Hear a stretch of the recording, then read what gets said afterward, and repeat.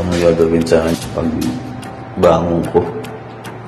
Paglilinisin pala ako ng CR. Kuskus pa. Saan pa niyan? Kuskus loob. Ang trabaho ng driver. Ito na naman. Nilalampasok ko pa. Para lang alam nyo.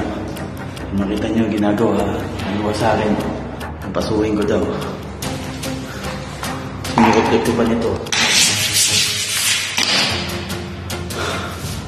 Nay pa yan, oh. Ayun pa. Ayan, lahat yan. Isang araw ko na gagawin. Driver ng pinasok ko eh. Dito ililinis ako ng CR. Ang good, diba? Pag di ko doon natapos hanggang katapusan, hindi pa ibibigay yung sahod ko. Hindi.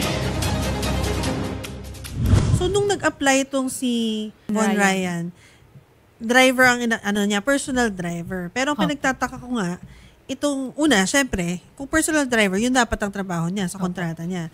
Pero ito, pinaglilinis siya. Minsan naman naglilinis sa driver, like nung kotse, lilinisin mo yung garahe. Pero ito, ang nililinis niya, building.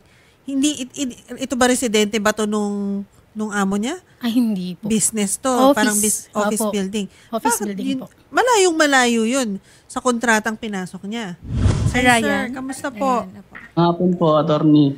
O, kamusta po tayo dyan? Asan ka ngayon? Nasa accommodation po ako ng Riyadh. Okay. So, paano ka nakarating dyan? Sinundo ka na?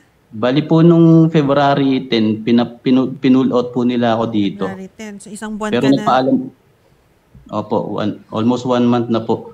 Pero after po noon, nagpaalam po ako sa amo ko na for a chatting. Sabi ko, mag-aano na ako. Uwi na lang ako kasi may plano po siya kasing ipatransfer ako ng company.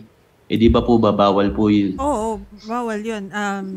Actually, Sabi ko, yun parang naiba yung trabaho dun sa na ginagawa mo dun sa usapan nyo sa kontrata. Medyo alanganin na yun. Dapat nasita na itong agency mo. Ma'am Maribel? Magandang hapon po. Opo, Magandang hapon po. Ma'am, ano po nangyari dito sa deployment ni Sir Von Ryan? Ang kontrata po, personal driver, but he ended up na cleaner. Tsaka hindi man lang sa bahay o garahe man lang nung amo niya, dun sa building, sa opisina. So, hindi po ito yung trabahong in-applyan niya, no?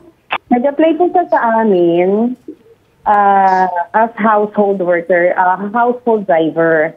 It was just recently, attorney, nung naka-receive kami ng complaint sa kanila. So, immediately, nakipag-coordinate po kami sa FRA namin. Okay. And updated din po ako sa reporting sa DMW. Napapull out po namin siya last February. Lahat po ng complaint niya, idinaan sa Ministry of Labor. So, ang sabi namin, i-accept mo lahat. Kung sinasabi mo na kulang yung sweldo mo, kung ano naging trabaho mo sa Ministry of Labor, dinaan po yun siya. Okay. Doon. So, makukuha niya na ba yung sweldo niya? Attorney, nagkaroon na po ng desisyon ang Ministry of Labor. Diyan, meron din po kaming copy at na-inform din si Mr. Bon, Ryan Evangelista, kung ano ang naging resulta o desisyon noong complaint niya sa Ministry of Labor. Talo po siya. Bakit? May pinresent po ang employer niya nung desisyon na sinasabi.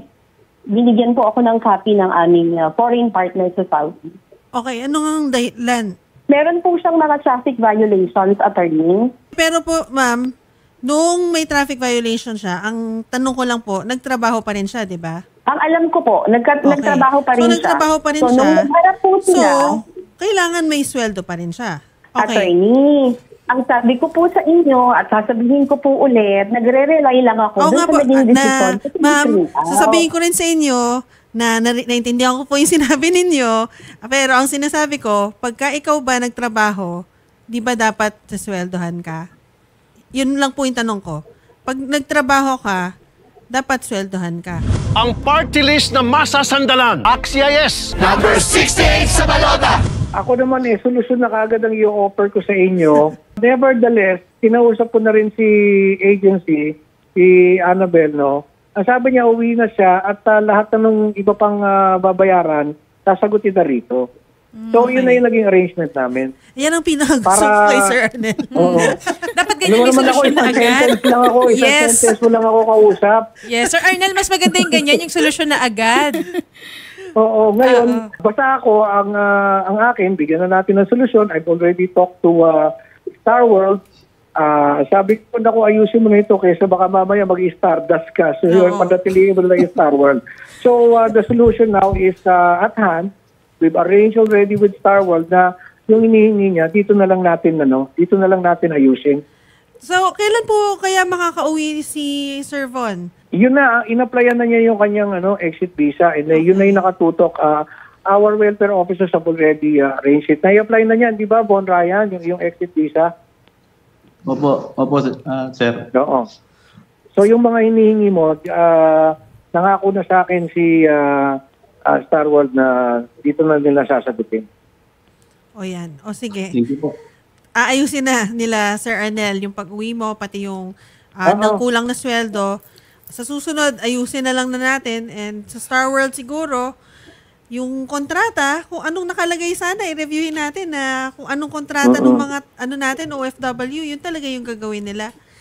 Check natin kung mga employer na to, i-clear natin na siguradong matino na hindi mapapahamak yung mga OFW natin. Thank you very much, Sir Arnel. Maraming salamat po at mabuhay po kayo, sir. Anytime. Hello, babe. Sana makauwi ka na. Kasi, syempre, alam mo naman, isang buwan din ako nag-aasikaso sa'yo. Hindi sa sinusumbat ko, pero yun yung paraan ko para paramdam sa'yo ang gaano kita kamahal. Uwi ka na. May Uwi ka nakikita na. sa'yo, mamatay ka. Ha? Oh, my God. Hating Sana kita. all. Dami na iinggit sa'yo. Love Bon. you. I love you Ingat daw, ka Sir dyan, ha? Ryan. Love you. Ingat ka dyan. Thank you very much, Sir Ryan. Huwag niyo po ibababa ha. Kakausapin po kayo ni Marnie. Salamat po. Thank you. Magandang Po hapon sa po. tulong. Salamat po.